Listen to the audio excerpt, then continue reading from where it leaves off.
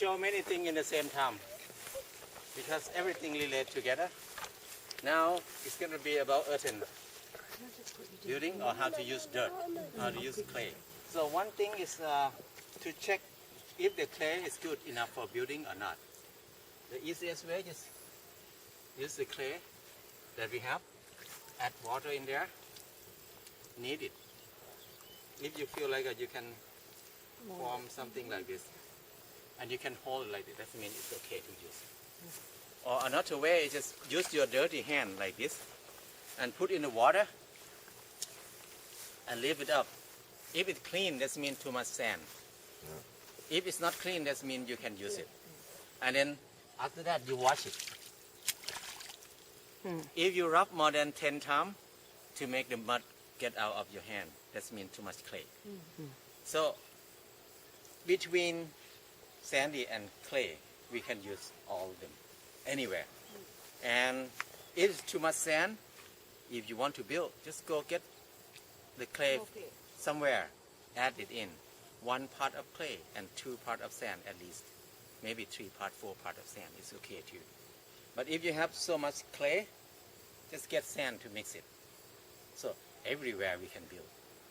Even gravel, like you can see this building, that's the gravel like that. We dug that area to build this building. So because many people said, oh, it's a lot of gravel, you cannot build, you cannot do anything with it. But we built the whole thing is now more than 8 years already. It's from gravel. So if it's gravel, it's still good, but you need to be more mindful when you step on it, to mix on it, because it will not hurt you. So this is the way to choose the soil, because one thing about the clay or earthen building, it's different from normal building, because normal building we rely on the strength of the material, like if we use hardwood for the house, or we use metal, or we use concrete. It's hard and strong. That's why we choose to make a house. But with clay, with soil, it's totally different thing. It's opposite, because clay and soil is not strong like that. But what we use from clay is vacuum system. Like if we have one dry clay like this, we break it by hand easily. But when you use clay with water, put in the water and knead it. Press the air out. There's no air by using water. Press the air out, and then you let it dry. When it dry, you cannot break it by hand anymore, because there's no air inside. It's everything attached together, and then it holds each other very well. So because of no air inside, so that make earthen building stay strong. The first time we till it first, like make it loose, so it can mix with water easily. So when we work with mud here, we don't care about what's in there. We put everything in there, like garbage or anything. We don't throw it out, just mix it in. So grass and whatever. Whatever in there. We add water in there and let it soak. When it absorbs good enough, you can know. When you step on it, your feet go to the bottom. That means it's soaked enough. You can walk in there now after that. But if you step on it, your feet still stay on top. There's not enough water. Not enough water. So don't mix. Don't step on it, because it make it harder and packed and harder to dig after that. So, but this one we don't need to soak because it's a lot of water already. So that's Perfect. good.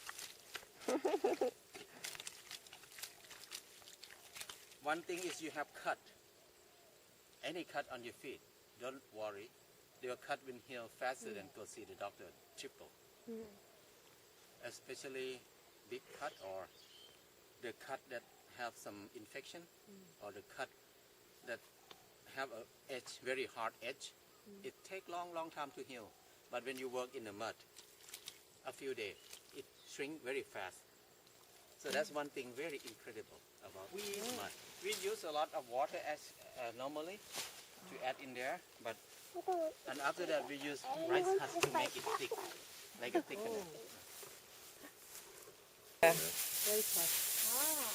If you don't have rice husk, you can use sawdust. You can use pine needle leaf. You can use anything not too long, not too big. Anything that you have in your area. Some friends who live in England, they start to make bricks, and they use wool. Wool, They have leftover wool a lot. but not long strands of it. We heard human hair the other day. Many houses have human. Even Yeah.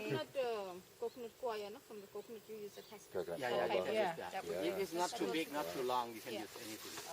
And you cut it Oh, fast. that's so cool. What are we doing out here in the sun, eh?